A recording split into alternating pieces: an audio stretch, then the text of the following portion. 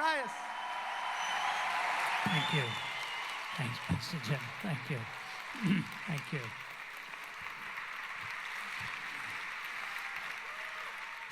You know, the hazard of my life is answering questions. And when I was in my early 20s, and actually even in my teens, I used to have a lot of questions. And my mother would say to me, "Where on earth do you come up with these questions?"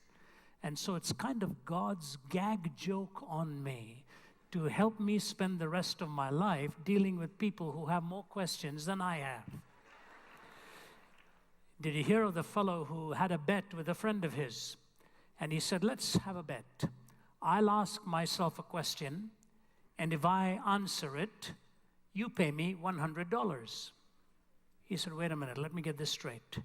You'll ask yourself a question, and if you answer it, I pay you $100. He said, "Yeah, but that's not it." He said, "Then I will ask myself, then you ask yourself a question, and if you answer it, I pay you $100. He said, "What kind of bet is this? We keep asking ourselves questions, and if we answer it, we pay each other?" He said, "Yeah, pretty simple. Isn't it fair?" The guy said, "Okay, you ask yourself a question. If you answer it, I pay you $100. I ask myself a question. If I answer it, you pay me $100. We keep going till we ask ourselves a question we cannot answer." The fellow said, "Okay." So the one who proposed it started off with this. He said, "How does a rabbit burrow a hole into the ground without throwing mud onto the outside?" He said, "That's my question to me." He said, "And I answer it by saying the rabbit should start burrowing from the inside." The other guy says, "How can it do that?" He said, "I don't know. That's your question."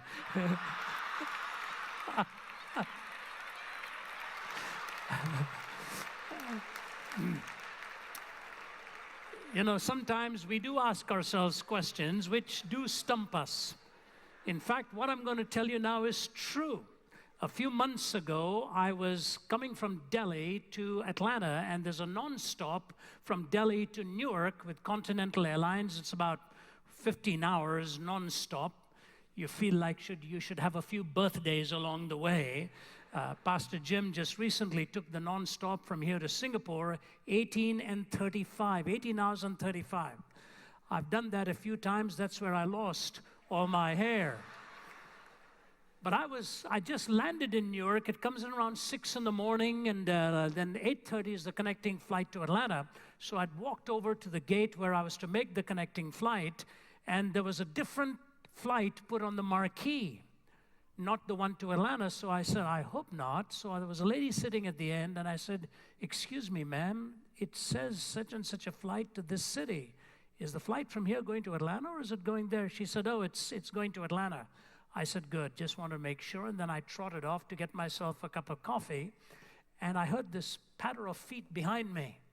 And it was the lady. She came running after me. She said, "Excuse me, are you Ravi Zacharias?" I said, "Yes." She said, "I've heard you on the radio. I didn't know you had questions also."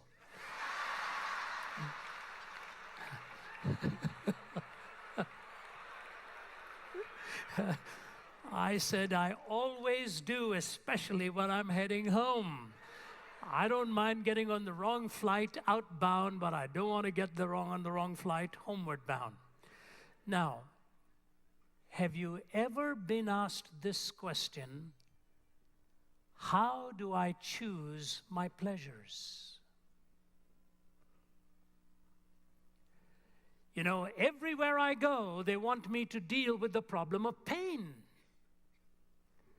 Where was God during the tsunami, as Jim said last time I was at Columbia?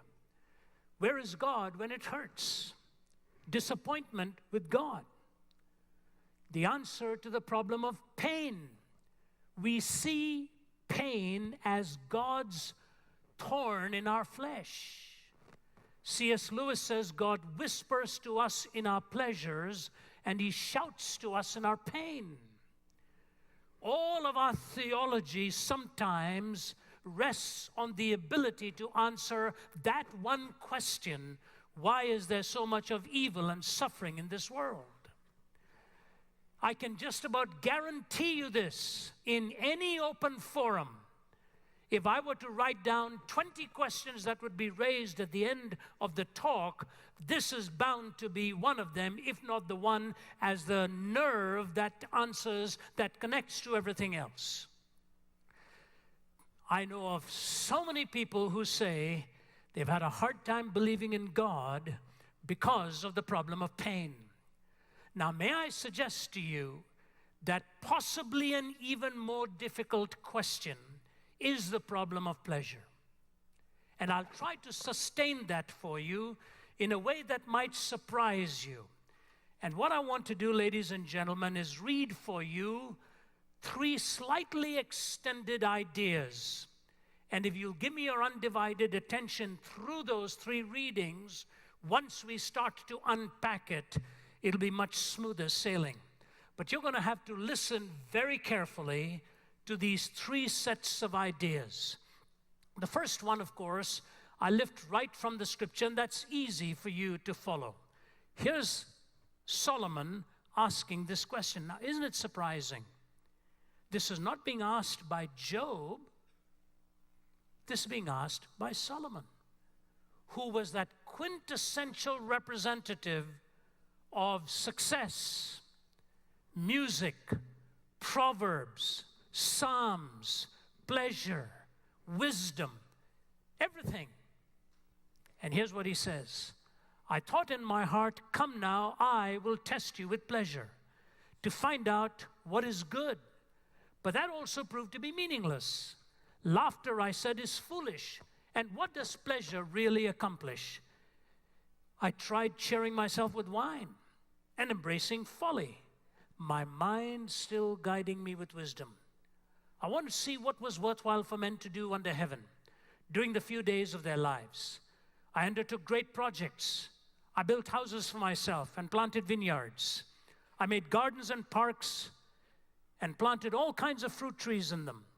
I made reservoirs to water groves of flourishing trees.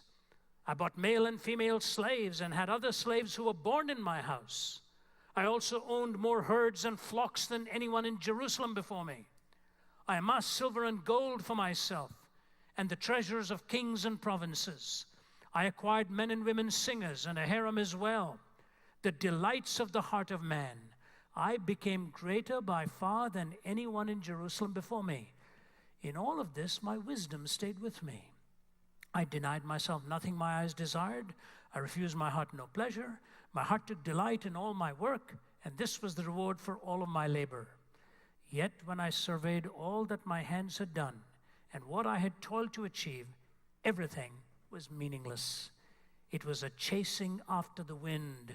Nothing was gained under the sun.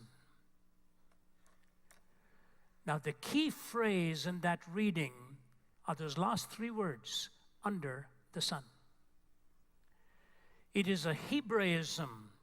It is a kind of a proverbial reference to the idea when God is locked out. You sort of shut the heavens out of your life, and you're in this closed system of 70 years and 10. And he said, I did all of these things. I was the envy of people. Remember what the Queen of Sheba said when she'd finished visiting with him? Not even the half of is known of what this man knows. And yet he says, when I'd finished all of this, it was like a chasing after the wind. This is not Job speaking. He said, everything became meaningless. I found I couldn't hold on to anything. Now, that is an easier part to understand. Let me read for you somewhat from an old English writer. When I say old English, I mean he writes more in the traditional classical sense of the language. He actually happens to be one of my favorite writers. His name is F.W. Boreham, B-O-R-E-H-A-M. He's written over 50 volumes of essays, brilliantly done. He'll take a single little idea, write about 8 or 9 pages in it, and then anchor it in the Word of God at the end. Here is an essay of his called Phoebe's Perplexity from a book of his called Wisps of Wildfire. Here's what he says. Laughter, merriment, and fun were quite evidently intended to occupy a large place in this world.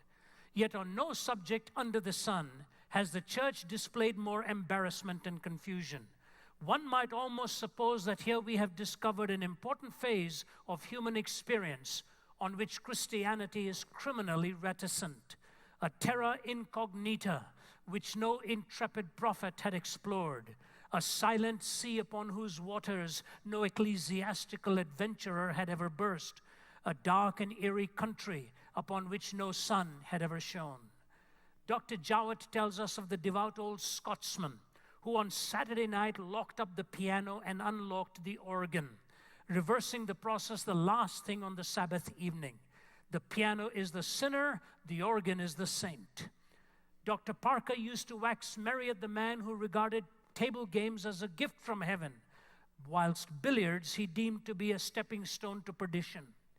The play we condemn, it is anathema to us. The same play or a vastly inferior one screened on a film we delightedly admire. One Christian follows the round of gaiety with the maddest of merry. Another wears a hair shirt and starves himself into a skeleton. One treats life as all a frolic, another as all a funeral. We swerve from the Scylla of asceticism to the Charybdis of asceticism. We swing like a pendulum from the indulgence of the Epicurean to the severities of the Stoic, failing to recognize with the author of Ecce Homo that it is the glory of Christianity. While rejecting the absurdities of each, it combines the cardinal excellencies of both. We allow without knowing why we allow. We ban without knowing why we prohibit. We compound for sins we are inclined to by damning those we have no mind to. We are at sea without chart or compass. Our theories of pleasure are in hopeless confusion. Is there no definite doctrine of amusement? Is there no philosophy of fun? There must be, there has to be. Thank God there is. So here is the writer Solomon raising the question at the end of his journey into pleasure. Here is a writer of English vintage who says we are so criminally reticent in trying to understand this, a terra incognita, an unknown terrain. We have supposedly entered the high seas without chart or compass on guiding us on how to select our pleasures. Neil Postman, who wrote the book Amusing Ourselves to Death, compares the two philosophies of Orwell, who wrote 1984, and Huxley, who wrote Brave New World. Listen to this brilliant paragraph he gives in the introduction. What George Orwell feared were those who would ban books. What Huxley feared was that there would be no reason to ban a book, for there would be no one who wanted to read one. Orwell feared those who would deprive us of information. Huxley feared those who would give us so much that we'd be reduced to passivity and egoism. Orwell feared that the truth would be concealed from us. Huxley feared that the truth would be drowned in a sea of irrelevance. Orwell feared that we would become a captive culture. Huxley feared we would become a trivial culture, preoccupied with the some equivalent of the feelies, the orgy-porgy, and the centrifugal bumblepuppy. As Huxley remarked in Brave New World Revisited, the civil libertarians and rationalists who are ever on the alert to oppose tyranny fail to take into account man's almost infinite appetite for distractions.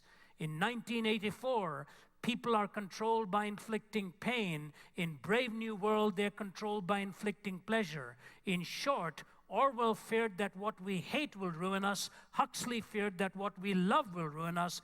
This, says Neil Postman, is about the possibility that Huxley and not Orwell was right. You hear what he's saying? It's not pain that is ultimately going to ruin our culture. It's unbridled pleasure, where there are no boundaries set anymore, and we exhaust ourselves at the altar of sensually driven indulgences. Now, are there any parameters? Are there any guidelines? And I'm going to give to you 3 of them. They are very simple ones, and especially if you're a young person looking for some kind of boundaries and fences to help guide you, take note of these and see if you can put them to the test in your life. You see, Solomon for 40 years wore the crown from the central time in Jewish history to the period of its highest glory and to its commencing decline. Every day he fed 14,000 people in his palace. He wrote 3,000 proverbs, 100 songs, and on and on and on. And he says at the end of it all, he asked himself the question, what did I accomplish? What did I accomplish? So may I give you 3 principles? None of these will you find explicitly in the passage I'm quoting to you, but my, is it ever implicit in what is being said. All of these come in very strange settings. The first one comes in Judges chapter 7. You don't need to turn to it because you remember the story. It's the story of Gideon facing the Midianites, and he wants to know how he's going to face such a daunting enemy. So he selects the maximum number for his army he can.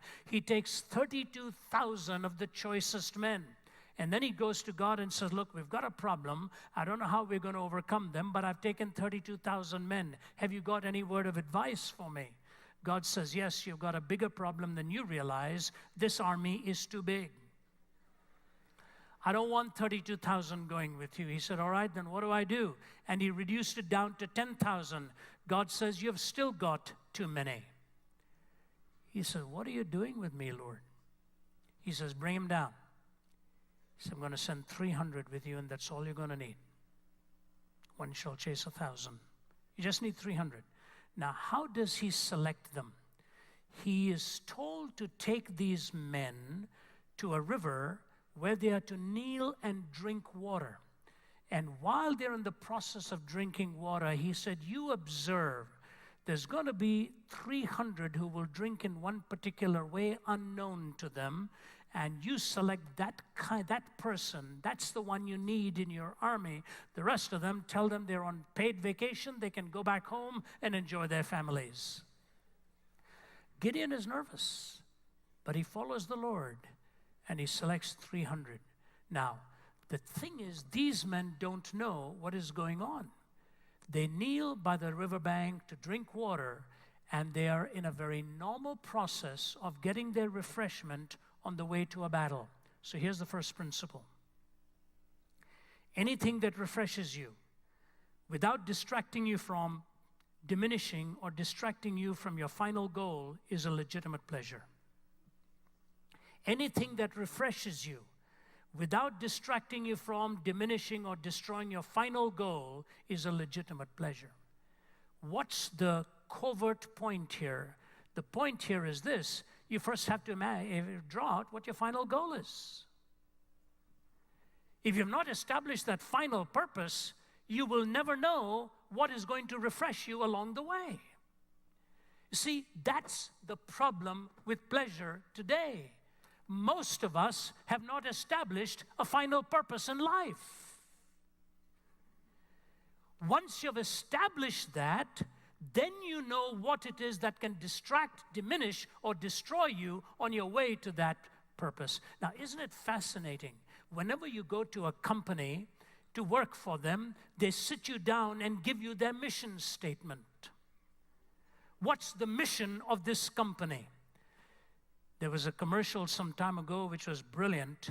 They're all sitting around a table, and they're talking about all the information problems they're having. This computer is breaking down, that machine is breaking down, this scanner is not functioning. They're going on and on and on. And one guy raises the question, what about the shirts? I said, what do you mean, what about the shirts? What about the shirts? I said, what do you mean, what about the shirts? He said, we sell shirts. And we're spending every meeting dealing with our information technology. We don't talk about our shirts. How easy it is to be discussing all of the peripheral issues and losing sight of what it is that your life is about. Have you ever sat down with a piece of paper and a pen in your hand and written down the mission statement for your life?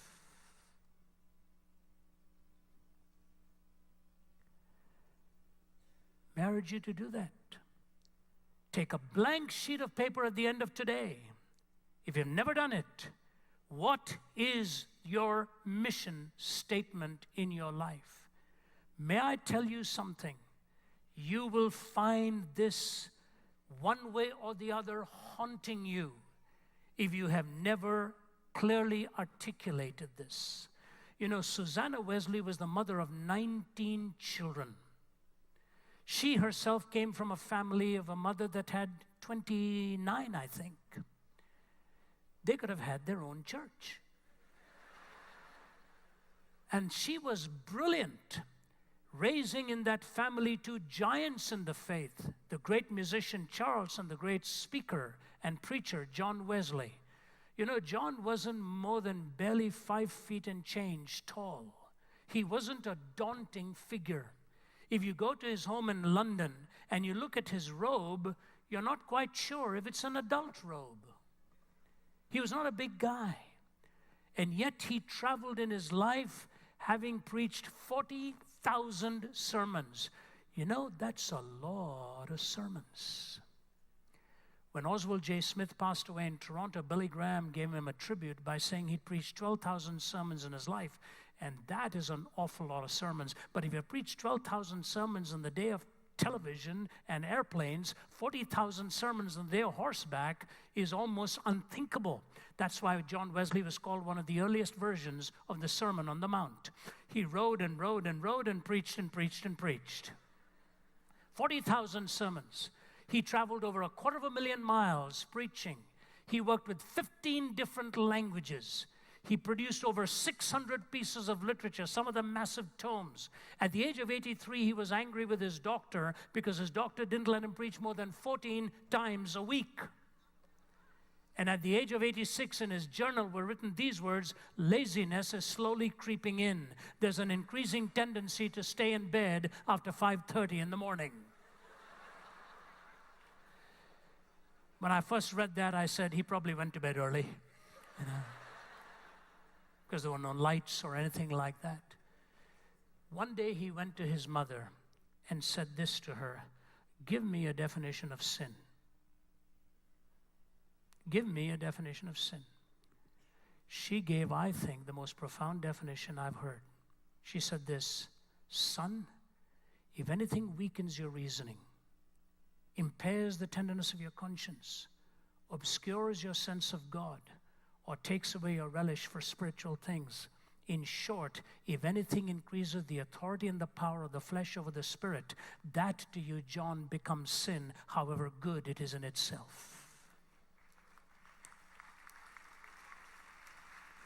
If anything weakens your reasoning, impairs the tenderness of your conscience, obscures your sense of God, or takes away your relish for spiritual things. In short, if anything increases the authority and the power of the flesh over the spirit, that you become sin, however good it is in itself. Is it any surprise that the man went on to become the famous, profound teacher of the gospel to thousands and thousands of people? You know, when I was growing up in India, Delhi became my home. My father worked for the Indian government, and I'd never heard the gospel. Sad to say, I went to a church, but I'd never heard the gospel there. And part of the problem may have been mine, because I had no interest. I loved cricket, and I always wanted to be on the cricket field. In fact, I memorized most of the Anglican prayer book, not because I was so devout, but that helped me to time how much more time was left for the service to be over. I could tell you exactly when there were 7 minutes left. It was when the vicar would say, that let us therefore now draw near by faith. And I'd look at my watch and say, we're going to be out of here in 7 minutes. And as I was in that church Sunday after Sunday, missing the beauty of the prayer book, and it drove my life ultimately from the cricket field and elsewhere, to those of you who read my story in walking from east to west, to a bed of suicide where I had finally, in a Marvelous act of God's grace, found Christ. I remember there was a day when I attended a summer camp where God laid his claim on my life. There were only about 50 of us young people in our teens. And when the preacher gave the invitation as what we would call at that time total surrender or total commitment, I walked forward. Almost everybody had come.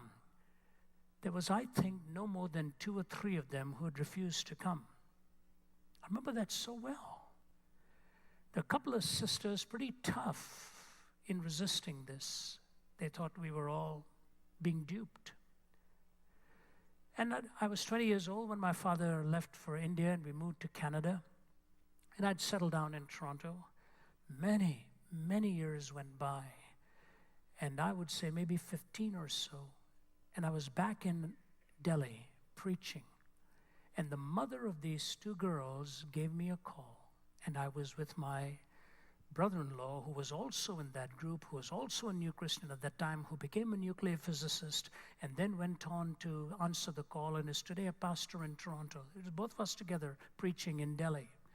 And this lady called me and said, would you 2 please come and visit my daughter, the older of my 2 girls? And she named her. She said, do you remember her? I said, of course I remember her. Said, Ravi, would you please come? I said, I'll bring Sundar with me. Is it okay? And she said, please do. We came there to the house, not realizing what we were walking into. And the door was open, and we were told she's upstairs lying in a bed. We both walked upstairs, and what greeted us was a terrifying sight. This girl, whom we'd known as a lovely young college kid when we left, same as our age, was twisted up like this in bed, her face totally sunken, and needles all over her. I said, what on earth are we seeing? She said she had an argument with me, took an overdose of some drugs, didn't kill her. This is what is done to her. My daughter's a vegetable.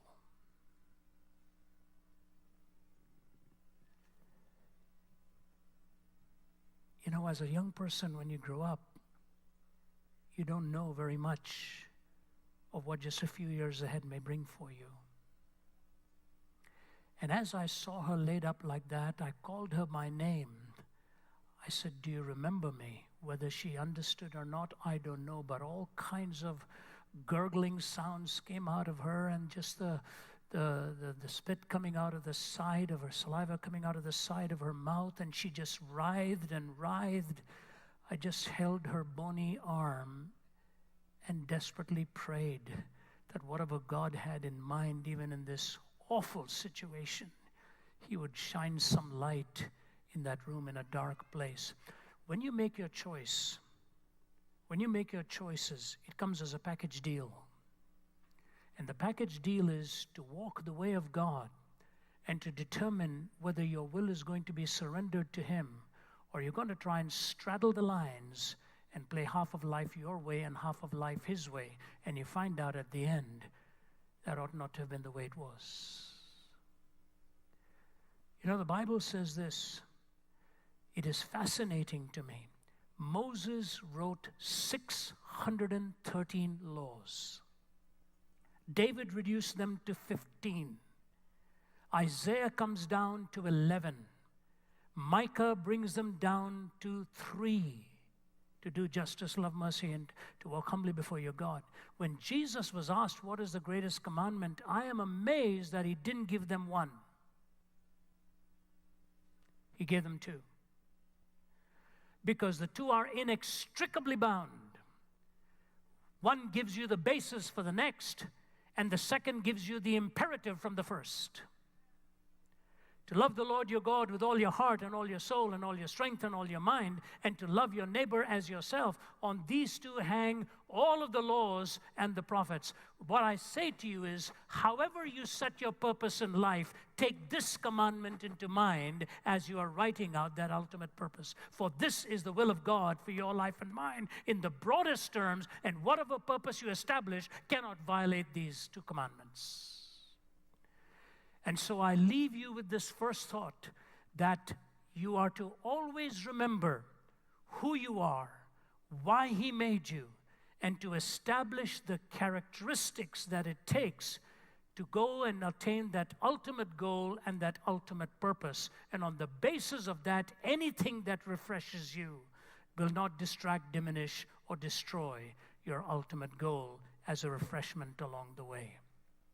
There's an old Greek mythological story of a man by the name of Sophronius who had a daughter by the name of Eulalia, and a handsome guy who was the playboy in town by the name of Lucinda asked her out for a night.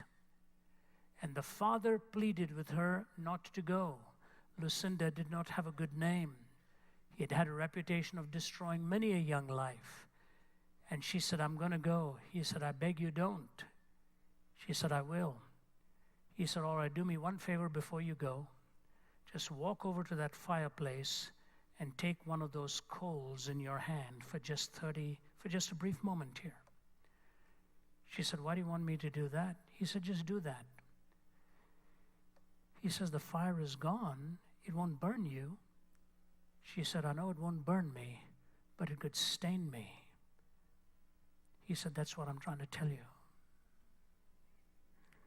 One night may not destroy you in the company of the wrong person, but it could sure stain you and sure mark you in a way that you'd wished you'd never entered into that friendship on that given night.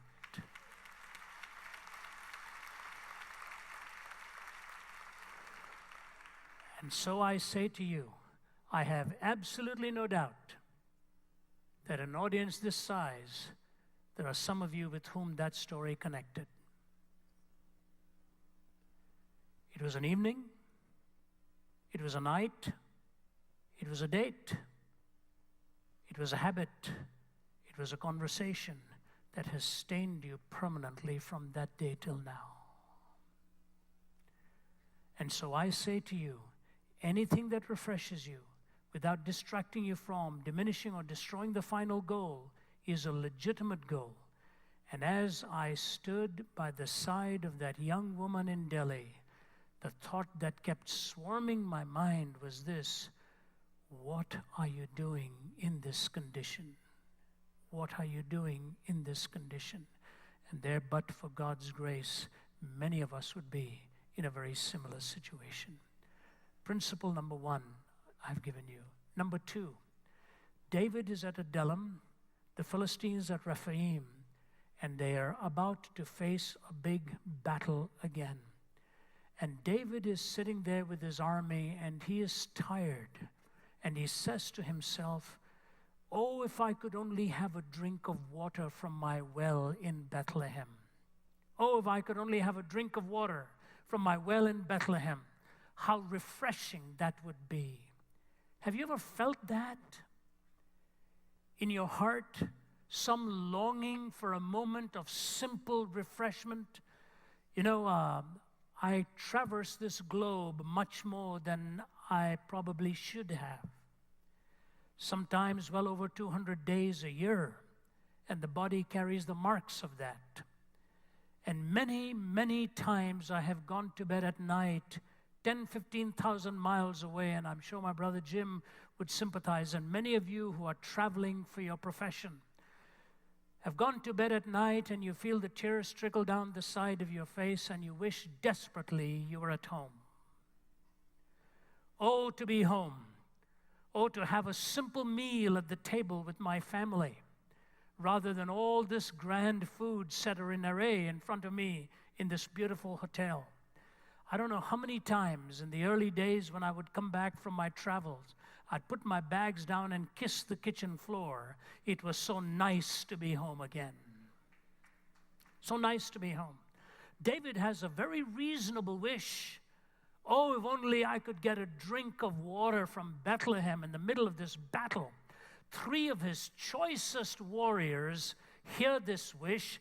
They make their way in a cloak and dagger operation, get behind the Philistine garrison, get to Bethlehem, fill out a pitcher of water, and they come back. They bring it back to David, and David is surprised. He said, what's this? He said, this is water from your well in Bethlehem, David. We love you. You're our general. we want to give this to you. This was your wish. David is quite overwhelmed by this. He picks up the pitcher and is about to drink, and he stops. He says, no, I simply cannot indulge in this selfish desire, having risked the lives of 3 of my choicest soldiers. So he lifts that pitcher, rather than to his mouth, he empties it onto the ground, and thereby telling them, your life was of greater value to me than my simple pleasure of drinking this water. Don't do this for me again. You know what the principle is? Any pleasure that jeopardizes the sacred right of another is an illicit pleasure for you. Think of all of Old Testament history, how different it would have been if David had reacted the same way when he set eyes upon Bathsheba. From 1000 BC onwards, the nation spiraled down when you saw the untamed passions of a gifted man. He was unable at that point to stop the seduction that was there for his eyes. You know, the old adage holds true. You sow a thought and you reap an act. You sow an act and you reap conduct. You sow conduct, you reap character. You sow character and you reap a destiny. I wonder how many times David himself sat down, possibly when he saw the tragedy with Absalom and with Solomon, and think to himself, what have I wrought? What have I done? In Psalm 51, he said, let the bones which you have broken rejoice. He felt like a man with shattered bones holding him up. The fact of the matter is, ladies and gentlemen, this is one of the subtlest of all principles. And just in case you and I think we have not done what David did, we've not taken what belonged to another man, let me ask you this. How many times has your calling and your profession caused you to compromise and sacrifice those to whom you owe something by virtue of your commitment? I mean, principally your family. Listen to me very carefully now. It doesn't matter what you do in your calling right now. I want you to hear me. Whatever your calling, at some point, it'll test your character. Whatever your calling. I've had it tested so many times, and some of them I have failed. For example, I wish so much that I could begin this itinerant life all over again. There are many, many times where I stepped out of that door where I wouldn't now. You think you're doing it, everything for a noble cause, and it was. But there was a debt to be paid and an honor that was due to those who became compromised and sacrificed along the way. Anything, any pleasure that jeopardizes the sacred right of another is an illicit pleasure.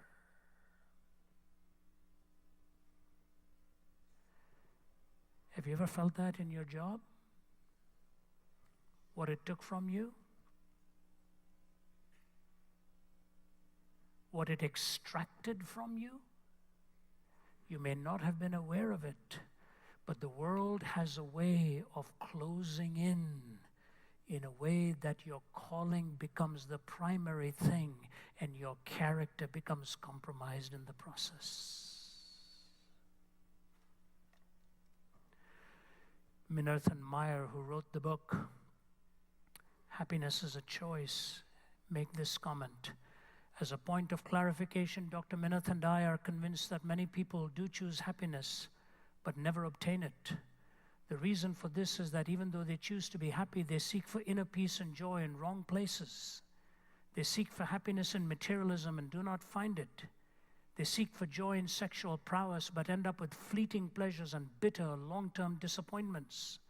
They seek inner fulfillment by obtaining positions of power in corporations and government or even in their own families by exercising excessive control, but they remain totally unfulfilled. I have had millionaire businessmen come to my office and tell me they have big houses, yachts, condominiums in Colorado, nice children, a beautiful mistress, an unsuspecting wife, secure corporate positions, and yet live with suicidal tendencies. They have everything this world has to offer except one thing: inner peace and joy. They come to my office as a last resort, begging me to help them conquer the urge to kill themselves. Why? The answers are not simple. The human mind and emotions are a very complex, dynamic system. Let me give you 2 illustrations of this and then move to my final thought. You'll have to forgive me if you see me hobbling a bit. Day after tomorrow marks 1 year since my second back surgery, and Jim was so kind last night. He asked me how I was doing, and I was doing very well. I don't know what I did to my back this morning, but it's sent me into spasms right in the mid-back. And I've been struggling just to get some stretching so that it goes away. I hope it'll take 2 or 3 days and it'll be gone. But I'm okay as I walk. Just don't let my little bit of limp distract you here. When I was in Thailand about 6 weeks ago, I was there writing. And I was in a different hotel because I know too many people in the hotel where I was staying and normally stay. And I thought before my wife joined me, I'll be in a quiet spot where nobody will know, and I'll just keep writing morning, noon, and night. But word spreads. That's the price you pay for being too friendly with the waiters. And somehow word got back to the hotel I always use that I was in town. And I got a call. I got a call from somebody who was an employee there and says, "Ravi, would you do me a favor?" Said, "There's a very well-known actor from America staying at our hotel, and he's in despair. And I talked to him about you. I heard you were in town. Would you be willing to come and just have a breakfast with him?" I knew the name. I didn't know he was an Academy Award winner. If I gave the name to you, you'd know his name very well. And so she said, "Here's his cell number. He wants you to call him." So I called him. I said, "Is this urgent? Can it wait for 3 or 4 days? My wife will be there. Actually, I'm moving into that hotel." He said, "That's fine. Let's do it when you come, when your wife's arrived, and you and I can sit down at breakfast." We did. And for about 1 hour during this little breakfast, I couldn't get a word in. He was just so full of talk, full of all kinds of complaints in life. And then ultimately how his life had been so shattered. I won't give you any more details than that.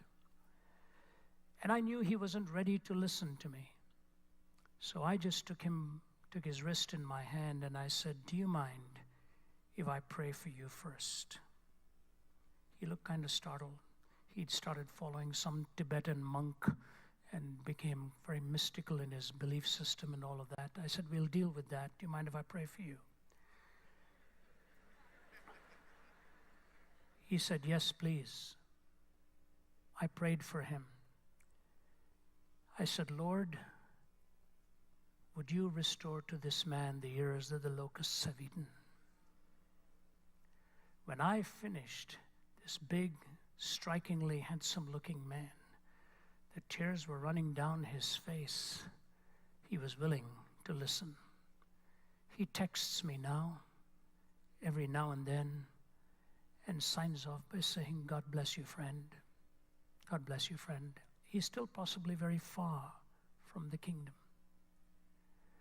Almost exactly 10 days to the date, I was back in Atlanta. And suddenly, not 10 days, a few days after that, I was back. Another actor wanted to know if he could come and say hello. He wanted to say something. He sat across the table and he told me, "You'll never know what difference your books and your CDs have made in my life." And he unfolded a story of horrific things in his family. And as I listened to these two icons, it became so obvious to me, as it has to you many times, those who come on celluloid and on screens, or who put on uniforms because they are particularly gifted in one sport, we set them up as the idols of our time. Many of them are living with broken hearts, broken dreams, shattered visions of a future because they've had everything they could buy except the inner peace that they desperately long for. You know why? Do you know why? The Bible says this in the book of Psalms: to all perfection there is a limit, but the laws of the Lord are boundless. The first time I read that, I thought to myself, no, they've got this wrong. To all perfection there's a limit, but the laws of the Lord are boundless. Ought it not to be the reverse? That to all laws there's a limit, but perfection is boundless? No. The reason he tells us that the laws of the Lord are boundless is this: when you do things God's way, it is a perpetual novelty, and there's a boundlessness to the delight of doing it God's way.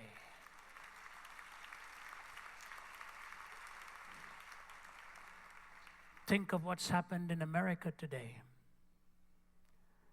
We don't know when life begins. We don't know what marriage means. We do not know what sexuality means. And we are going to do it our way. The most atheistic country in the world is Albania. And when I finished addressing the members of parliament there, the president asked if I could come and visit his home. He's a cardiologist.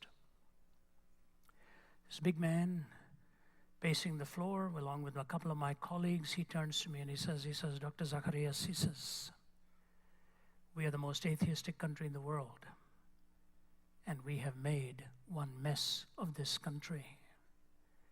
He said, maybe it's time for us to stop doing it our way and start thinking of doing it God's way.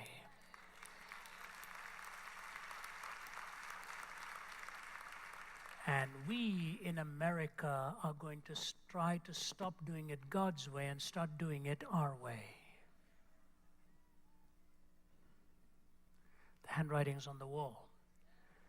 You desacralize life, you desacralize sexuality, you desacralize marriage, ultimately you desacralize the nation itself. It's a serious thing before us. It's a serious thing before us. And what I say to you is very critical in trying to understand this. Any pleasure that jeopardizes the sacred right of another is an illicit pleasure.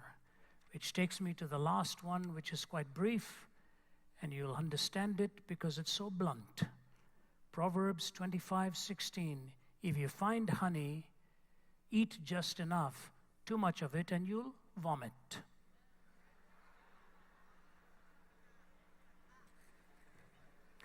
The Lord says it like it is.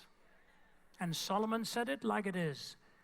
Too much of honey, and you're going to be sick and throw up. You know what that means? Any pleasure, however good, if not kept in balance, will distort reality or destroy appetite. Any pleasure, however good, if not kept in balance, will distort reality or destroy appetite. I love to play tennis, at least I did before I had metal rods in my back.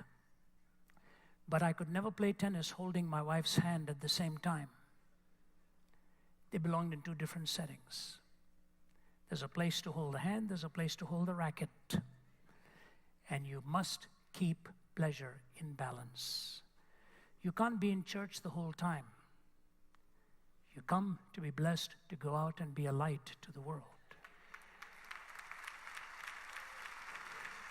All pleasures must be kept in balance, and the balanced life is the hardest life to lead.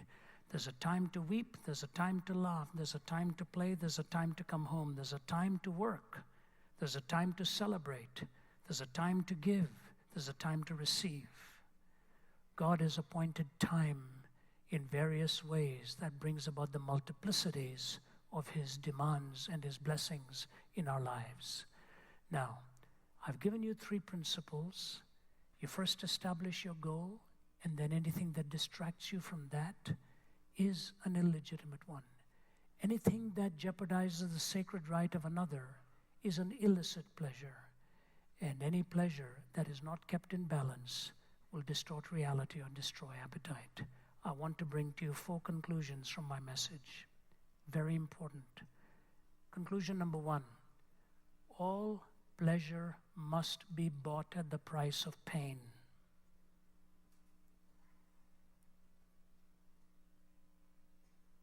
Hear that? All pleasure must be bought at the price of pain. The difference between false and true pleasure is this. For true pleasure, the price is paid before you enjoy it. For false pleasure, the price is paid after you enjoy it. For true pleasure, the price is paid before you enjoy it, the discipline of knowing when to say no. It hurts. You walk into a path of an illicit relationship, may be easy to do, and the price you will pay is after that. If you say no from the beginning, it's painful, but you enjoy the legitimate pleasures of what God gives to you. Okay? Number 2, it is this, that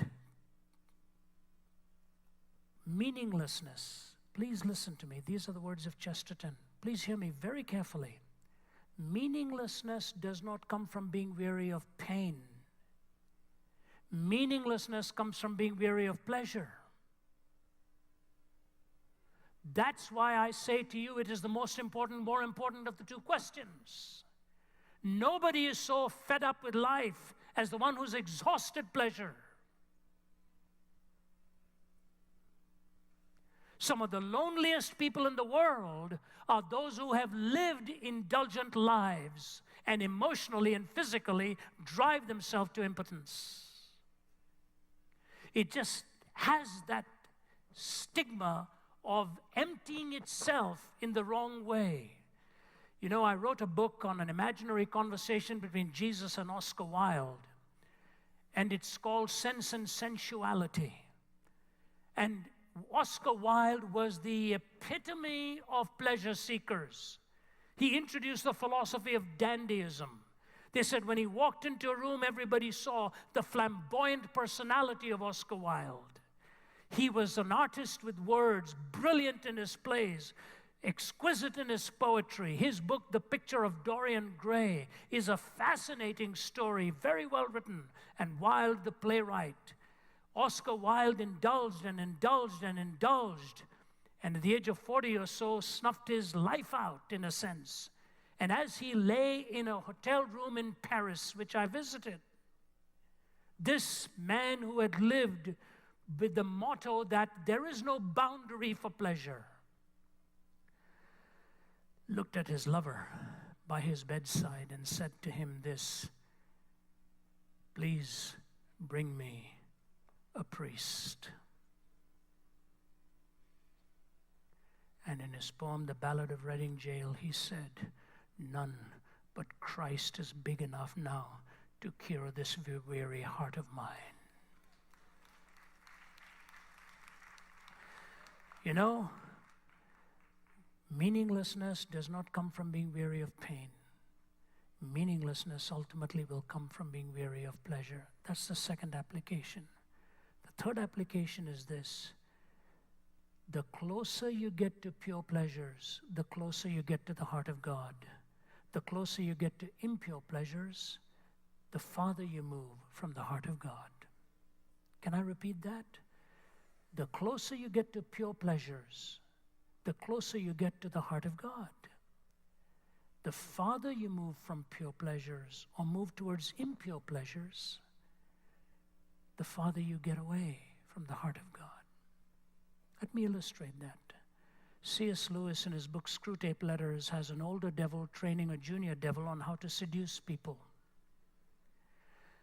And so he refers to anybody who follows God as God is the enemy. And so he tells this junior devil, the senior devil does, how to go and seduce this man who's getting too close to the enemy, getting too close to God. He tells him to go, and the younger devil's job is to seduce this man away from God and bring him closer to their way of thinking. So the junior devil proceeds and he goes about it, but he fails, and he comes back and says, we lost him. And the senior one says, what did you do? He said, I didn't do anything. He said the problem was he did two things every day. He would wake up early in the morning and take a nice, long, relaxing walk. And during those walks, the enemy would speak to him. He says then at the end of each day, he would read a good book. And when he read those good books, the enemy would speak to him. The senior devil says, do you see your mistake? When he took those long walks, you should have put it into his mind to do it for physical exercise, and he would have begun to despise it.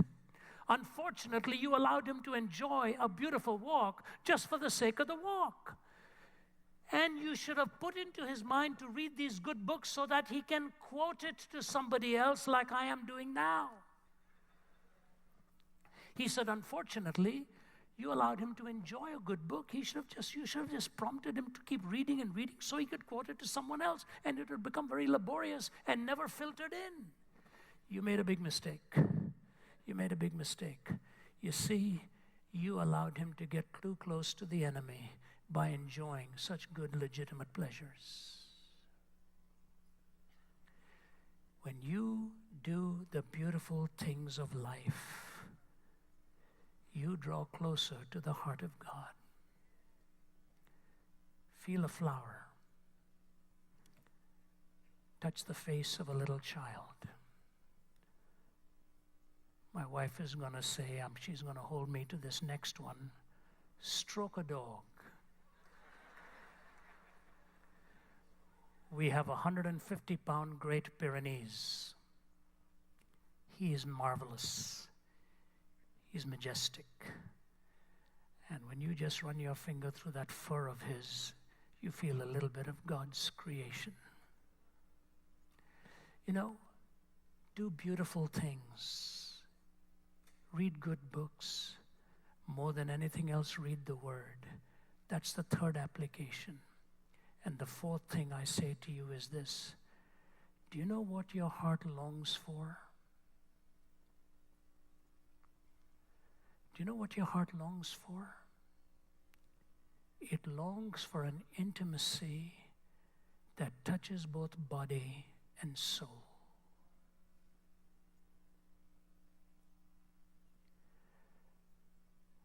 Communion is one of those acts where you feel, taste, touch, remember, and look forward to his coming again. The hope that God will give you in worship. Let me pull this together with a definition and an illustration, and I'm through. You know what the greatest search of philosophy has been? To find unity in diversity. That's why every American coin has the words e pluribus unum. Out of the plurality, singularity. Out of diversity, unity. That's why universities were built, by the way, to find unity in diversity. The greatest search of the human heart is to find unity in diversity. You will never find it until you find the thrill and the privilege of worshiping him. For worship is the submission of all of our nature to God. It's the quickening of conscience by his holiness, nourishment of mind by his truth, purifying of imagination by his beauty, opening of the heart to his love, and submission of will to his purpose. And all this gathered up in adoration is the greatest expression of which we are capable. Can I repeat that? Quickening of conscience by his holiness, nourishment of mind by his truth, purifying of imagination by his beauty, opening of the heart to his love, and submission of will to his purpose. All this gathered up in adoration is the greatest expression of which we are capable. That's why the music. That's why the message. That's why the fellowship. That's why the giving. That's why the community. That's why the evangel. That's why the distribution of the truth. It pulls together everything in the singular skin that I am the Lord your God who has rescued you and delivered you. Therefore you shall have no other gods before me. This singular vision directs everything in your life.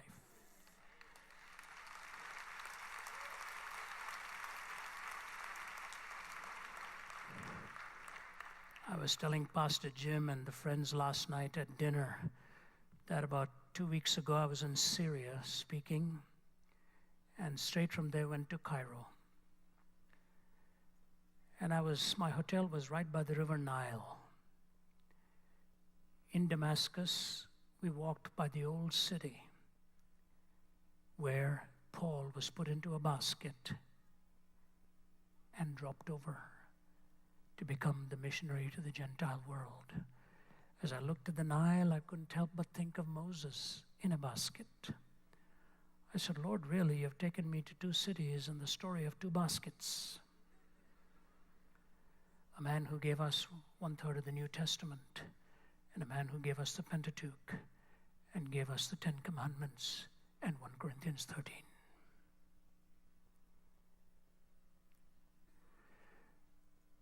Do you know how to worship him? Alone?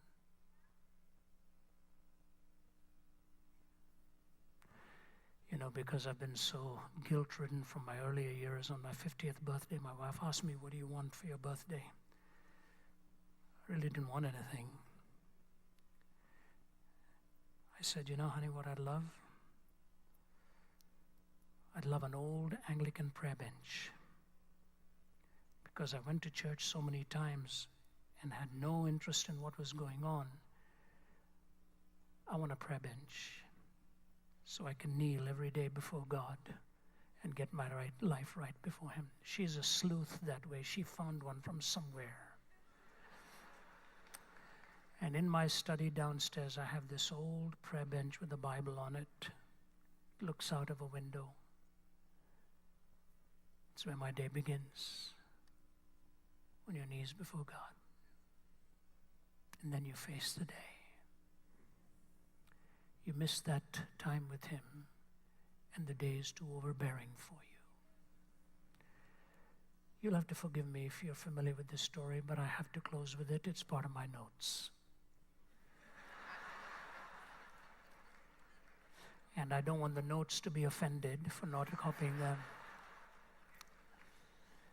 When I was 25, if you haven't heard it, this will bless you beyond measure. If you have heard it, this is what my Christian and Missionary Alliance background would say. It's the second blessing.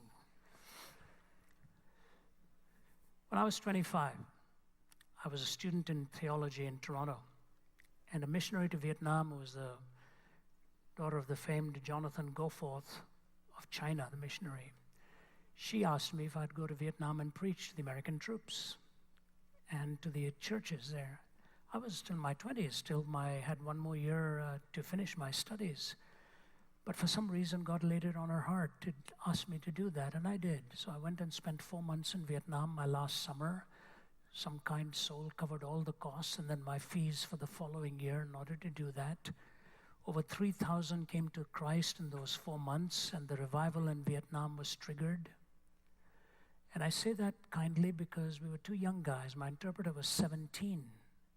I was 25. Our cumulative age was 42. This guy was powerful.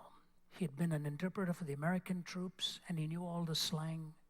There were times in the middle of my message where he'd put his arm out and tell me to stop. Enough, enough. The blessing is already enough. And he'd just plead with them to repent at that moment because they didn't need to hear anymore. It's true. Very true. After my 4 months, Hien is not a big guy, diminutive guy, always called me Brother Rafi, Brother Rafi. We were on motorbikes, we were in helicopter gunships, we were in C-130s. That's how we covered the country. When I bid goodbye to him in Saigon and wrapped my arms around him, I said, "You're a brother in the Lord. I don't know if I'll ever see you again." We embraced, we wept, and we said goodbye. 17 years later, I was in Vancouver, British Columbia, preaching when at 11 at night my phone rang.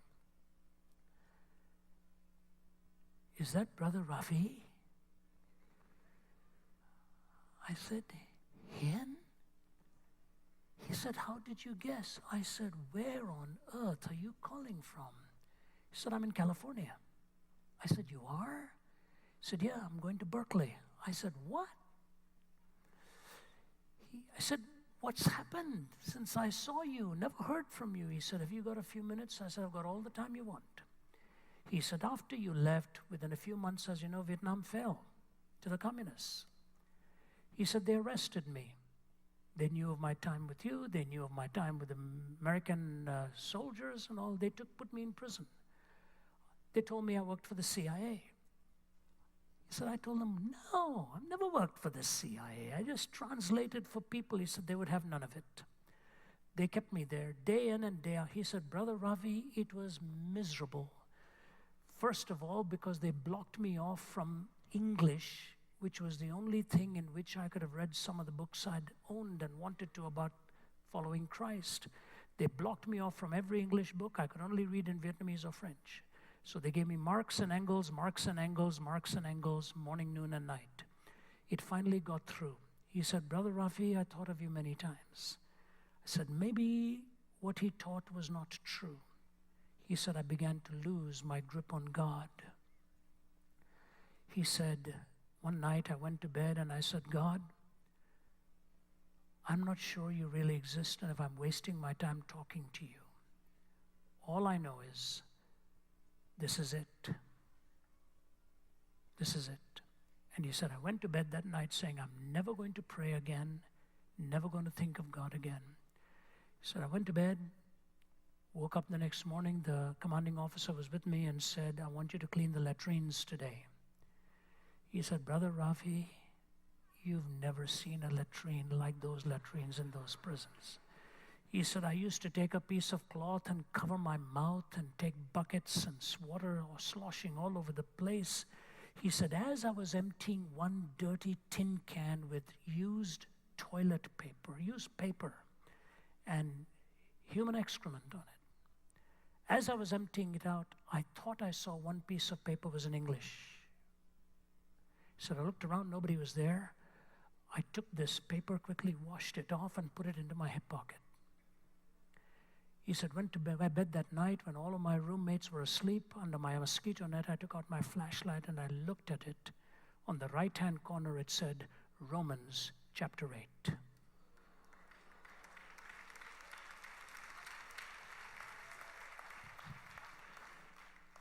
And we know that all things work together for good to them that love God, that are called according to his purpose. For who shall separate us from the love of God? Neither life, nor death, nothing.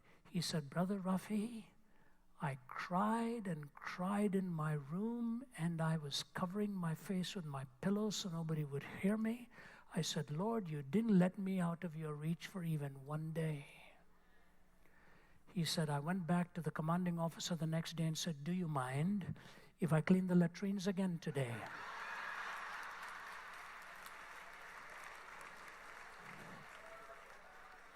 He said, I went and brought back Romans chapter 9 and Romans chapter 10. He said, I offered to clean the latrines every day, and then I found out the commanding officer had been given a Bible. He would tear pages and use it as toilet paper. I was bringing it back, washing it, and having my devotions. They finally released him. He's a smart guy. He started to build a boat with 52 others, and one high-level government officer's daughter was part of it, to get out of there. About 4 days before he was to leave and the boat was being built, and he described to me how he hid this boat. He said, try hiding a boat. He said, 4 men came armed and said, Hien, are you escaping from this country? No, no, no. You're not trying to leave? No, no. Are you telling us the truth? Yeah, yeah. Are you sure? Yeah. And they just shook him up a bit and left. Somebody's told us you're trying to escape. He said, no, that's not true. After they went, he said, I got on my knees and I prayed a prayer that I hoped God would never answer. I said, Lord, here I go again, trying to do it my way. Lord, if you really want me to tell them the truth, bring them back before I go and I'll tell it to them. Hours before his departure, these 4 boys showed up. And he said, this is at the end of the trail. They grabbed him by the collar, rammed him against a wall and said, you're lying. He said, yes. Along with 52 others. Are you going to put me behind bars again? They said, no, we want to go with you.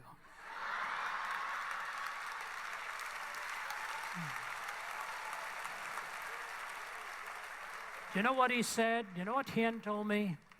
He said, Brother Rafi, when we got onto the high seas, we were torn in a storm. That boat would have capsized, but these 4 guys were brilliant mariners.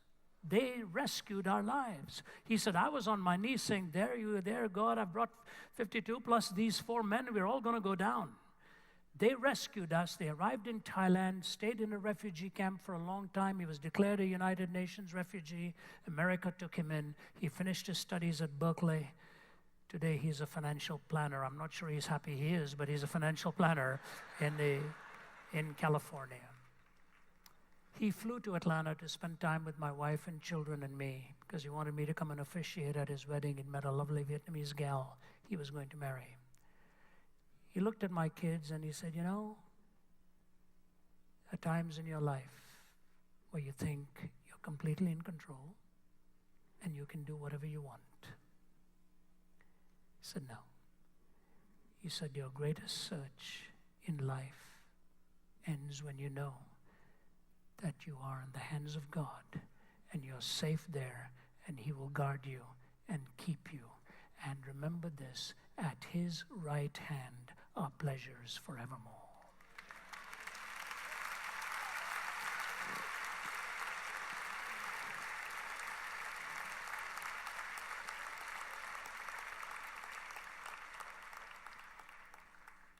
Will you pray with me?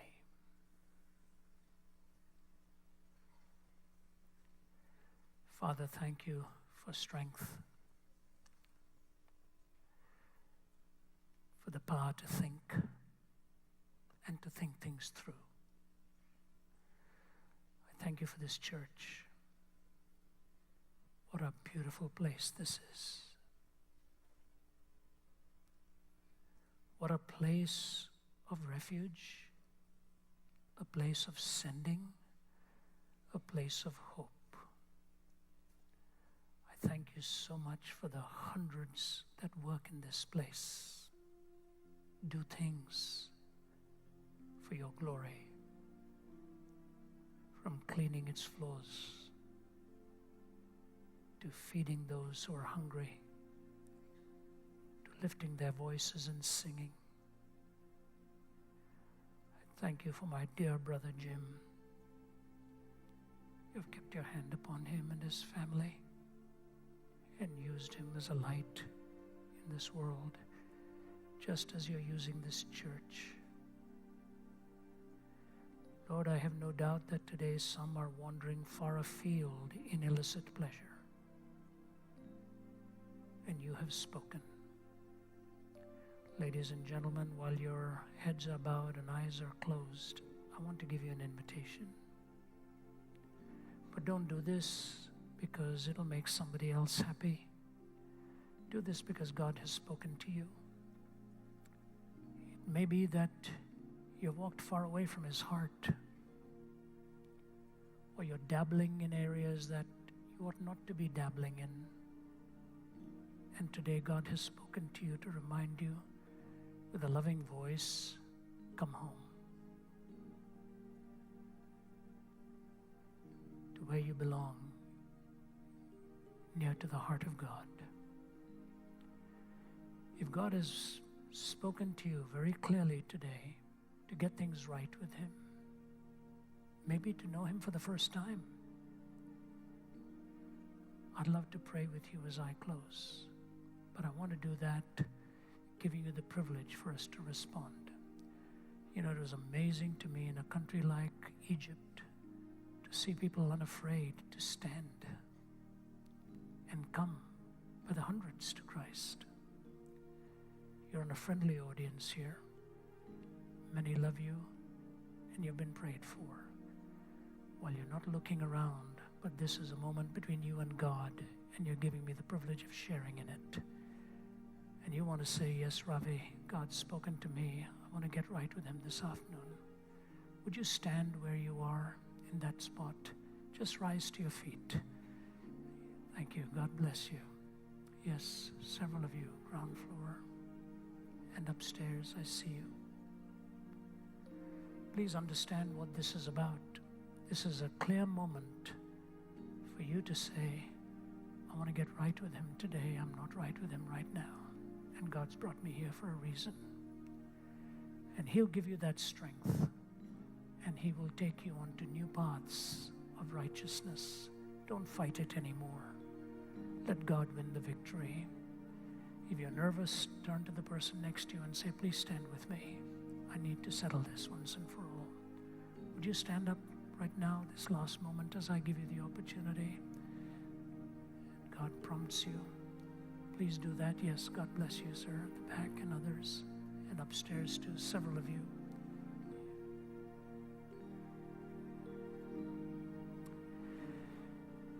Eternal Father, strong to save. What a wonderful day this has been. What a wonderful 2 days it has been for us. For these who are standing, reinforce in their hearts today, that you love them. You are the hound of heaven following them. Change hearts, change habits, change hungers, and reclaim these lives, or claim these lives for your honor. Lord, I don't know what the struggles are, but you do. Move through this sanctuary even now, and let those who need to do this get right with you. Minister deeply and transformingly and eternally. Bless this place in the name of our Lord Jesus Christ. Amen.